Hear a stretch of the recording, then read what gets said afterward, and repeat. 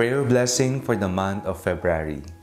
Atin pong idalangin sa Panginoon na naway bendisyonan, gabayan at biyayaan tayo ngayong panibagong buwan ng Pebrero. Habang tayo po ay nagdarasal, isipin po ninyo ano ang mga kinakailangan ko, ano ang mga patuloy kong ipagdarasal ngayong panibagong buwan.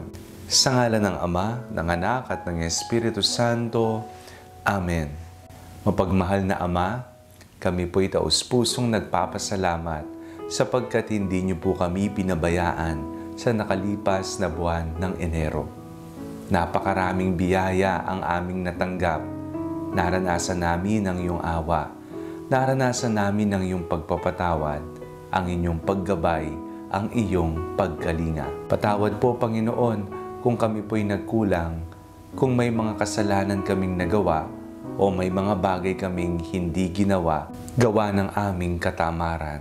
Ngayong panibagong buwan, hinihiling po namin kami po'y inyong palakasin, bigyan ng sapat na enerhiya upang magampanan ang aming mga obligasyon, ang aming misyon sa buhay. Amin pong ipinagdarasal na naway pagkalooban niyo po kami ng isang malusog na pangangatawan, ilayo sa lahat ng uri ng sakit. Sa mga taong may karamdaman, lunas ang aming ipinagdarasal.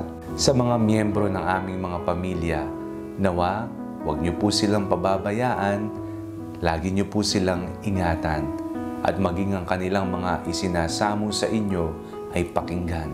Inilalapit din namin sa inyo, Panginoon, ang lahat ng mga mag-aaral. Naway ibayong talino at lakas ang ipagkalob sa kanila. Ang mga taong magbo-board exam, nawa ibigay mo po ang banal na espiritu upang sila ay magabayan.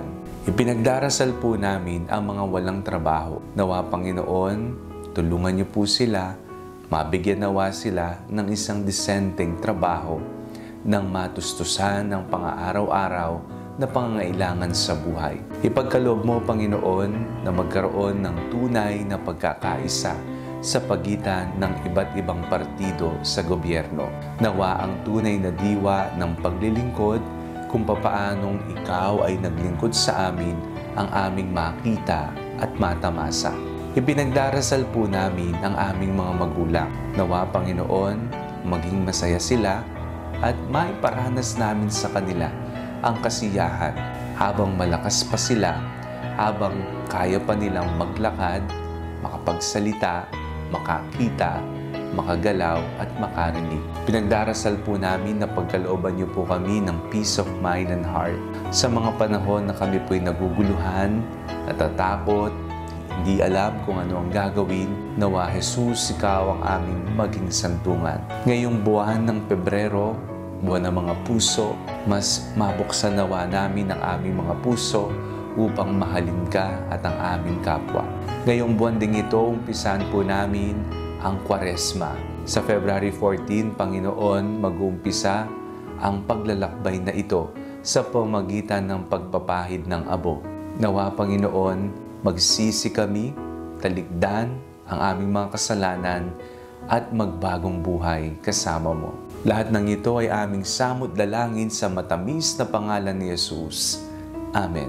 Sa ngalan ng Ama, ng Anak, at ng Espiritu Santo. Amen. Ano po ang inyong ipinagdasal? Let me know at the comment section below at sabay-sabay po natin itong isamo sa Panginoon. Do not forget to like, to comment, and to share this video to your family and friends. Huwag niyo rin pong kalimutang mag-follow at mag-like sa page ng Panalangin Bago Matulog. And subscribe to our YouTube channel. I-click nyo lamang po ang link na nasa description ng video ito. O kaya naman po, just search Father Fiel Pareha. God bless you po.